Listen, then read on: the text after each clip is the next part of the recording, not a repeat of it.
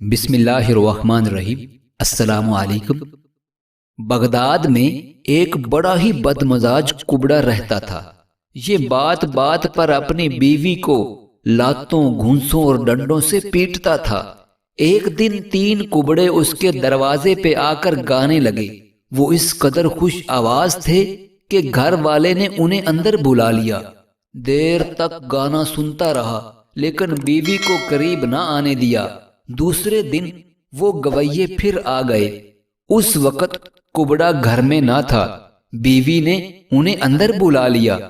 محفل سماع جاری تھی کہ صحن کے دروازے پہ دستک پڑی۔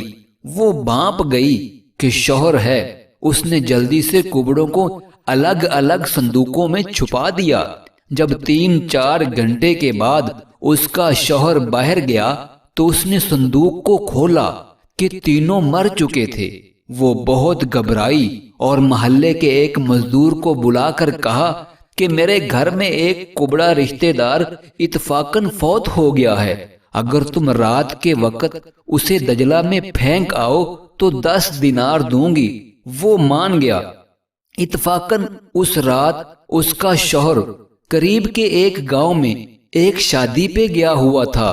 وہ مزدور آیا، لاش کو دجلہ میں پھینک کر اجرت لینے آیا تو عورت نے دوسرا صندوق کھول کر کہا، یہ دیکھو، مردہ تم سے پہلے بھاگ آیا ہے۔ مزدور نے اسے بوری میں بند کیا اور پل پہ کھڑے ہو کر تیز دھارے میں پھینک دیا۔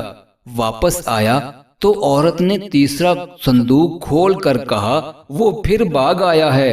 مزدور کو غصہ آ گیا۔ اس نے اسے پہلے بوری میں ڈالا اور پھر لبے دریا پہنچ کر لاش کے دونوں پاؤں کے ساتھ ایک ایک وزنی پتھر باندھا اور پھر دریا میں پھینک دیا۔ جب وہ واپس آیا تو دیکھا کہ ایک کبڑا یعنی اسی بیوی کا شوہر اپنے گھر پہ دستک دے رہا تھا۔ مزدور للکارا، ابے او بدماش، تو پھر بھاگ کے آ گیا ہے۔ اس کے بعد وہ چیتے کی تیزی سے اس پہ جھپٹا، گلا گھونٹ کر 2 منٹ میں اس کا خاتمہ کر دیا اور پھر بوری میں باندھ کر اسے دور ایک برباد کنویں میں پھینک دیا۔